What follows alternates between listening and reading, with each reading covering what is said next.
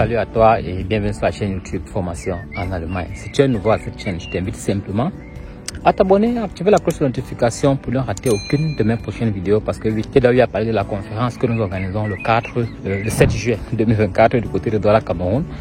Bon, Moussa dit, aujourd'hui je fais cette petite vidéo parce que justement l'Allemagne a décidé de tout gâter. Quand je dis tout gâter, ça veut dire de mettre tout en œuvre pour qu'un maximum de personnes puissent immigrer vers l'Allemagne. Plus question de se dire il faut faire les cours de langue jusqu'au B2, plus question de se dire j'ai 30 ans, j'ai 35 ans et autres. Bon, écoutez, c'est que si vous engagez cette procédure, après cette nouvelle procédure, elle a débuté le 1er juin de cette année 2024. Donc, vous serez certainement parmi les premières personnes à s'engager dans cette procédure-là. Donc, suis cette vidéo jusqu'à la fin pour savoir comment t'y prendre pour pouvoir postuler dans cette nouvelle rubrique visa et de quoi est-ce que tu as besoin et tout le reste. Donc, t'abonnes à la chaîne également pour pouvoir suivre l'actualité sur cette procédure-là. Donc, je vais à chaque fois m'informer moi-même personnellement parce que la procédure elle est nouvelle et vous faire à chaque fois une petite vidéo pour pouvoir vous dire qu'est-ce qu'il faut faire, comment est-ce qu'il faut faire, où est-ce qu'il faut faire, quoi. Donc déjà, la procédure en elle-même s'appelle Chancencard.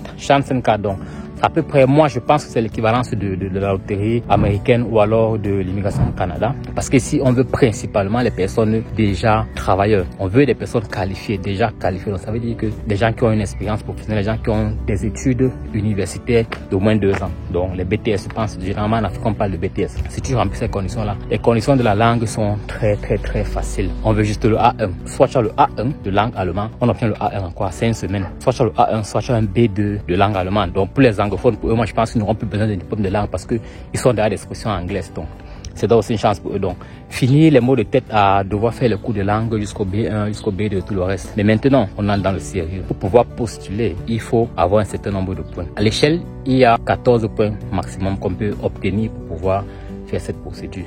Mais l'Allemagne exige d'obtenir uniquement ou alors au minimum 6 points sur les 14. Donc c'est très facile. On ne vous demande même pas d'avoir la moyenne. Généralement, la moyenne devrait être 10. On demande d'avoir 6 points sur les 14 pour être éligible à ce programme Chancencard. Si toi également tu penses que tu veux émigrer vers l'Allemagne, peu importe ton âge, parce que ici ce n'est plus une question d'âge, c'est une question d'être qualifié et de vouloir remplir les conditions et avoir ces 6 points. C'est tout. Peu importe ton âge, même si tu as 70 ans aujourd'hui et que tu penses que tu peux encore travailler, tente ta chance.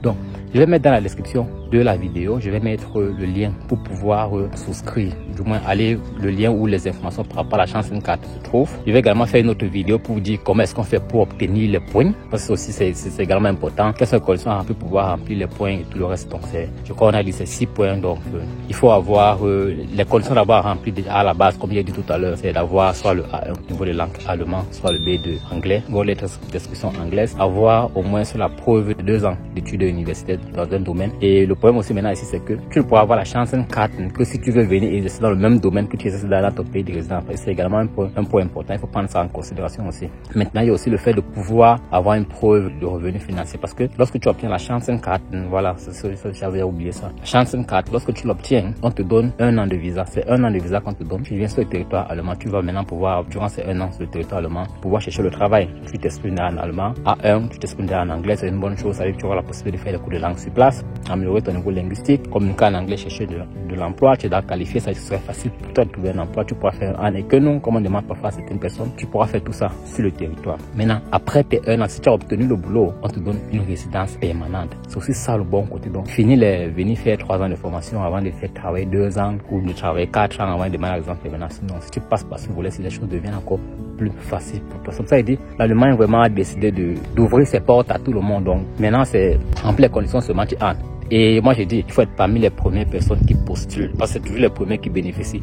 Pour prouver que ça marche, pour prouver que dans les visas dans cette rubrique-là, les premières personnes vont certainement obtenir des accords, des réponses positives. Maintenant, l'ambassade au niveau des pays de résidence n'aura qu'à vérifier justement votre preuve de revenus financiers, n'aura qu'à vérifier par exemple que vous avez les diplômes de langue, soit le B2 anglais, soit le A1, soit le cours d'expression anglaise. Donc voilà, je dis, je peux faire une autre vidéo pour vous dire comment est-ce qu'on fait pour obtenir les points. Je dis, il faut avoir 6 points sur 14 au minimum pour être éligible. Donc, on se dit à bientôt sur notre vidéo pour entrer dans plus de détails. Là, c'était là pour vous dire, allez-vous également faire les recherches par rapport à cela. C'est bien beau, on vous partage des informations, mais vous également, voilà un jet que je vous ai fait. Allez chercher également l'information. Moi aussi, je reviendrai avec beaucoup plus de détails par rapport à cela et j'espère que ça pourra vous aider. À bientôt.